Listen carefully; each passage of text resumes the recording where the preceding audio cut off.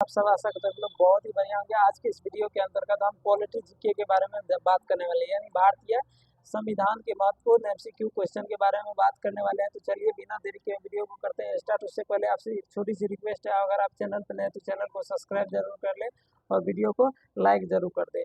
चलिए स्टार्ट करते हैं। सबसे पहला क्वेश्चन हमारा कहता है, निम्नलिखित नियमों का एक समूह जिसे किसी देश में रहने वाले सभी व्यक्तियों लोगों द्वारा स्वीकार किया जाता है को क्या कहते हैं।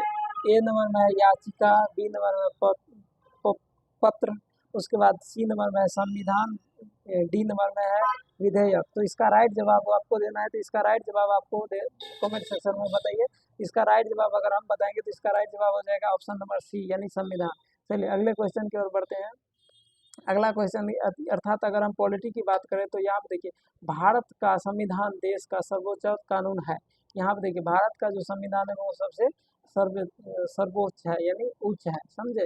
भारतीय संविधान की मुख्य विशेषता है सबसे लंबे लिखित संविधान है, विभिन्न स्रोतों से लिया गया है। एकल नागरिकता, एकीकृत न्यायिक प्रणाली, स्वतंत्रता, न्यायपालिका, लचीला और कठोर दोनों आदि है, समझ गए। तो चलिए अगले क्वेश्चन की ओर कहते हैं। तो अगला क्वेश्चन कहता है, भारत का संविधान सरकार की किस प्रणाली के साथ एक संपूर्ण समाजवादी, धर्मनिरपेक्ष, लोकतंत्रिका गणराज्य है। तो ए नंबर में है एकात्म, बी नंबर में है संसदीप और सी नंबर में राजतंत्रीय और डी नंबर में है राष्ट्रपत्रीय। ठीक है, तो इसका राइट जवाब आपको देना है। इसका राइट जवाब हो जाएगा ऑप्शन नंबर बी, इसका संसदीय।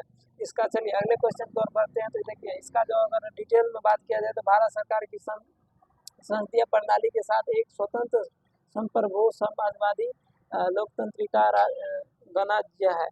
चलिए संसद अगले क्वेश्चन की ओर बढ़ते तो अगले क्वेश्चन में कहता है, भारत के स्वतंत्र दिवस समारोह के समापन को चिन्हित करने वाला समारोह क्या कहलाता है। तो ए नंबर में ब्रिटिश समारोह, बी नंबर में भारतीय वायुसेना के लड़ाकू विमान द्वारा फ्लाई पास्ट, सी नंबर में राष्ट्रपति भवन में एट होम समारोह, डी नंबर में राष्ट्रीय युद्ध स्मारक पर श्रद्धांजलि समारोह। इसका राइट जवाब आपको देना है। तो इसका राइट जवाब हम आपको कमेंट सेक्शन में बताना है। तो इसका राइट जवाब ए नंबर में हो जाएगा ब्रिटिश ऋतिक समारोह, ब्रिटिश ऋतिक समारोह। इसका अर्थ है यह कि देखिए अगले क्वेश्चन की ओर बढ़ता है कि यहाँ पे देखिए अगला क्वेश्चन कहता है, किस वर्ष कांग्रेस अध्यक्ष मोतीलाल नेहरू और बाकी के 8 कांग्रेस नेताओं ने भारतीय संविधान का प्रारूप तैयार किया था।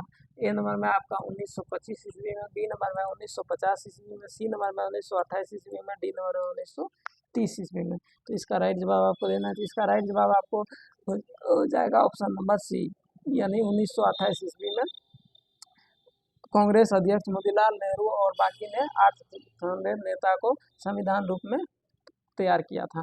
चलिए अगले क्वेश्चन की ओर बढ़ते हैं। तो यहाँ देखिए मोतीलाल नेहरू ने रिपोर्ट 1928 मोतीलाल नेहरू की अध्यक्षता वाली एक समिति द्वारा बनाई गई थी। यह समिति तब बनी गई थी जब भारत के राज्य सचिव लॉर्ड बिरकेनहेड ने भारतीय नेताओं को देश के लिए एक संविधान का मसौदा तैयार करने के लिए कहा था।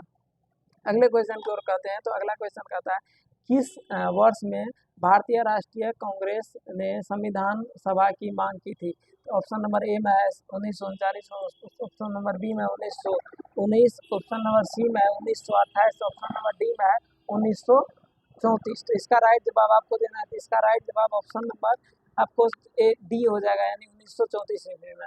चलिए अगले क्वेश्चन की ओर बढ़ते हैं। तो अगला क्वेश्चन के अंतर्गत कहता है, किसने उद्देश्य प्रस्ताव पेश किया था जिसके बाद भारत में के संविधान की प्रस्तावना के रूप में ग्रहण किया था। ए नंबर में है doctor Rajendra Prasad, B number में है एपीजे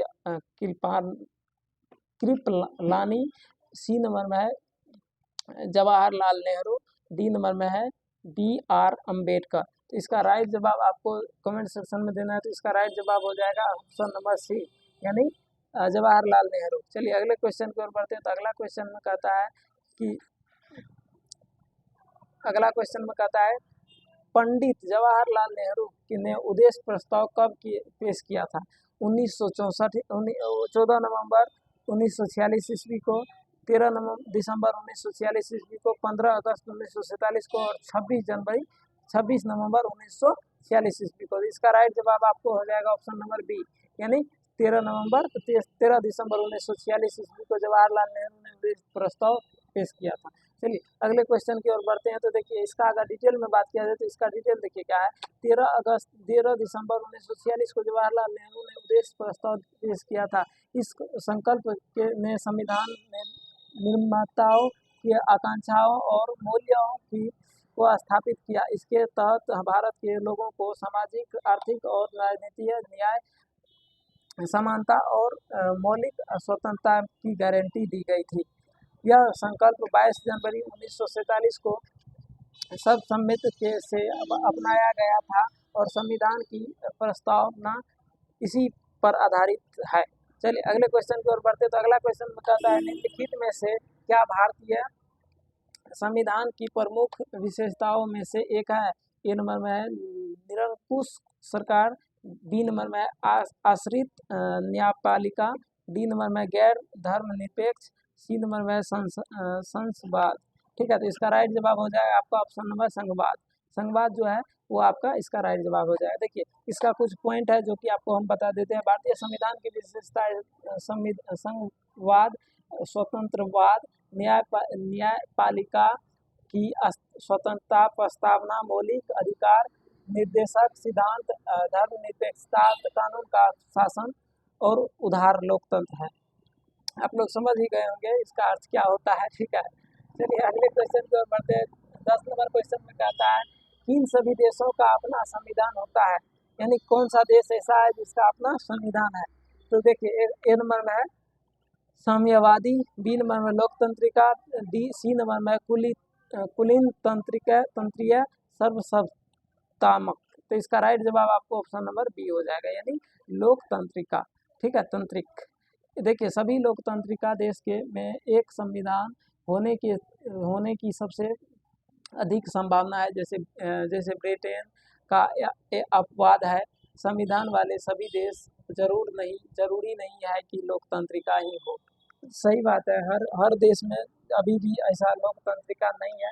एक होता है लोकतंत्रिका, एक होता है राजतंत्रिका, एक होता है जनता तंत्रिका, जिसको कि लोकतंत्रिका कहते हैं। ठीक है, देखिए लोकतंत्रिका और राजतंत्रिका में क्या फर्क है? देखिए लोकतंत्रिका में मतलब मनुष्य जो है वो अपने हिसाब से काम कर सकता है, अपने हिसाब से बात विचार कर सकता है, अपने हिसाब से काम कर सकता है। लेकिन राजतंत्रिका में क्या होता था? राजा जो बोलता जाता था, राजा का ही बात माना जाता था और राजा जो बोल दिया उसी को करना पड़ता था।